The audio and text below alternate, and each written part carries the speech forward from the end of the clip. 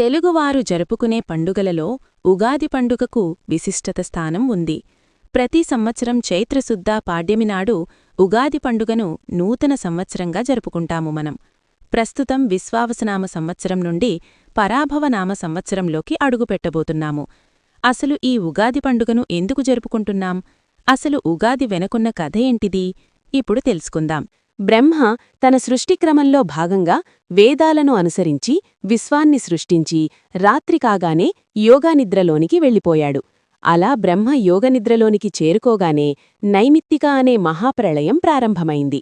ఇదే సమయంలో సోమకాసురుడు అనే రాక్షసుడు ఈ మహాప్రళయకాలంలో బ్రహ్మ దగ్గర ఉన్న 4 వేదాలను దొంగలిస్తే తరువాతే సృష్టి రచన అనేది జరగదు కదా.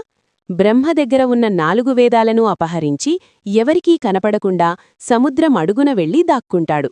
ఆ సమయంలో విష్ణుమూర్తి ధర్మాన్ని రక్షించడానికి బాటలు వేసే బాధ్యతను విష్ణుమూర్తి తీసుకుంటాడు. అయితే సోమకాసురుడు తనకు మానవుల వల్ల కాని, దేవతల వల్ల కాని, మృగముల వల్ల కాని, నేలపైన కాని, ఆకాశంలో కాని మరణం లేకుండా బ్రహ్మ నుండి వరం పొంది ఉంటాడు. దాంతో సోమకాసురుడిని సంహరించడానికి విష్ణుమూర్తి తన దశావతారాల్లో మొదటిది అయిన మత్స్యవతారాన్ని దాల్చుతాడు. మత్స్యవతారాన్ని దాల్చి సోమకాసురుల కోసం సముద్రమంతా వెతకసాగాడు. మహాప్రళయం నుండి ధర్మార్థులను రక్షించి రాబోయే కొత్త యుగంలోనికి వారిని చేర్చే బాధ్యతను తీసుకుంటాడు.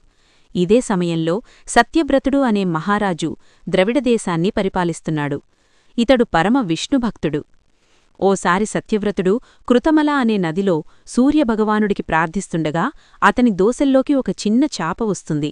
దాంతో సత్యవ్రతుడు ఆ చాపను కలసంలో వేసుకున్నాడు.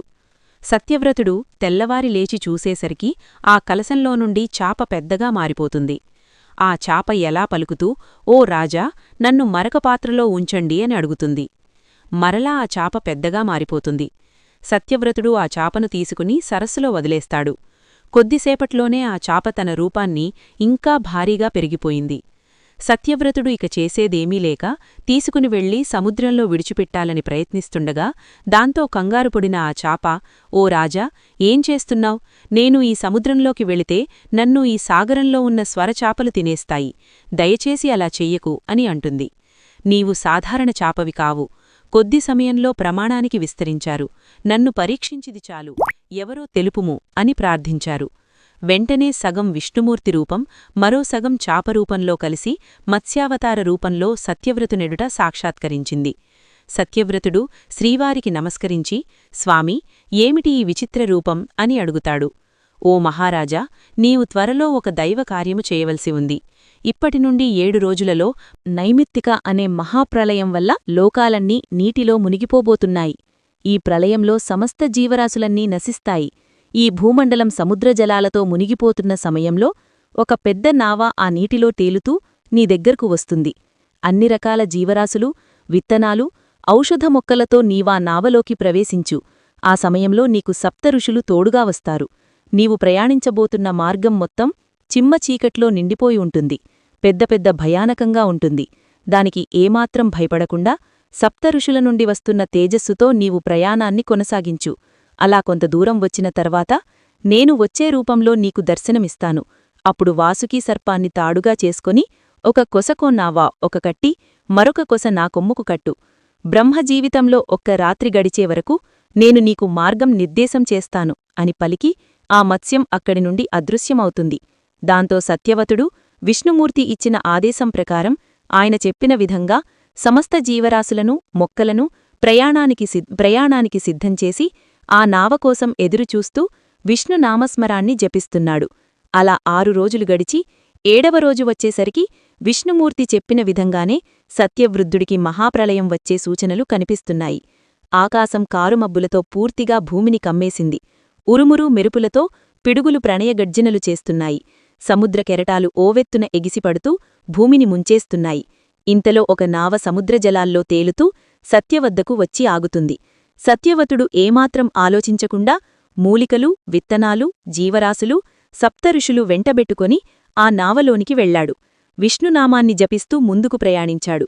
ఆకాశం మొత్తం కారుమబ్బులతో కమ్ముకోవడంతో దట్టమైన చీకట్లో మధ్యలో ప్రయాణిస్తున్న సత్యవతుడికి సప్తఋషులు తమ తేజస్సుతో మార్గనిర్దేశం చేస్తున్నారు. పెద్ద పెద్ద అలల తాకిడికి ఆ నావా మొత్తం అతలాకుతలమవుతోంది. అయినా భయపడకుండా శ్రీహరిపైన భారం వేసి ముందుకు ప్రయాణించేసాగాడు. అలా కొంత దూరం వెళ్లిన తర్వాత అకస్మాత్తుగా ఒక రాకాసి అల ఆ నావమీదకు విరుచుకుపడుతుండగా విష్ణుమూర్తి మత్స్యావతారంలో వచ్చి ఆ అళ్లకు అడ్డుగా నిలిచాడు. రక్షించిన విష్ణుమూర్తి సత్యవతితో వాసుకీ సర్పాన్ని తన కొమ్ముకు కట్టమని చెబుతారు. దాంతో సత్యావృద్ధుడు ఆ సర్పాన్ని తాడుగా చేసుకొని ఆ మత్స్యం యొక్క కొమ్ముకు కట్టగా ఆ చేప పొంగుతున్న కెరటాలను చీల్చుకుంటూ ఆ నావమును ముందుకు తీసుకుని వెళుతూ ఉంటుంది. మహాప్రళయం నుండి విష్ణుమూర్తి మత్స్యవతార రూపంలో రక్షించడంతో సత్యవ్రతుడితో పాటు సప్తఋషులు ఓం నమో నారాయణాయ అంటూ విష్ణుమూర్తి నామాన్ని జపిస్తూ ఉంటారు.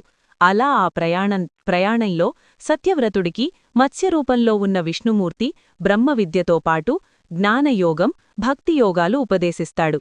సత్యవ్రతుడికి జ్ఞానబోధ చేయడంతో పాటు మరోవైపు సోమకాసురుడి కోసం గాలుస్తున్న విష్ణుమూర్తికి ఒకచోట సముద్రగర్భంలో సోమకాసురుడు కనిపిస్తాడు.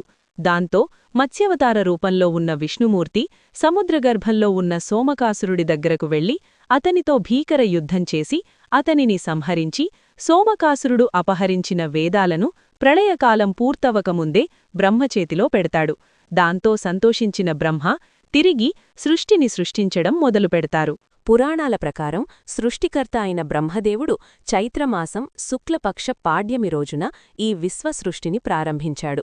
అదే రోజు కాలం, ఋతువులు, సంవత్సరాలు ప్రారంభమయ్యాయని నమ్మకం. అందుకే ఈ రోజును యుగాదిగా పరిగణించి కొత్త సంవత్సరంగా జరుపుకుంటారు.